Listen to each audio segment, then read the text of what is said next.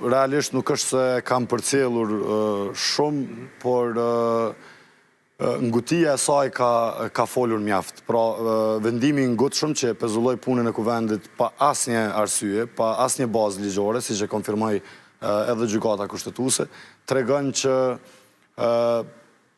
thot populli, edhe perinati të res më dek djali. Kështu që nëse unë nuk zgjedhem presidente, po e qej vendin zgjedhje me njerë, nuk konsideroj që ka qenë një veprim i matun.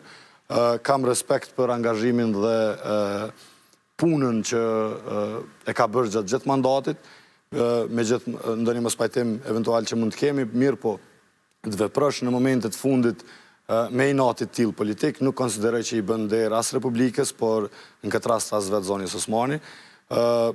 Kuvendi i Kosovës pra ka pasur një ngërsh jashtëzakonisht të gjatë dhe zonja Osmani ka qenë shumë e vetëdijshme për këtë gjë. Prandaj nuk do duhet vepronte në këtë mënyrë, sepse jam i bindun që edhe vetë personalisht ka qenë e vetëdijshme që një vendim i tillë që po e merr është antikushtetues.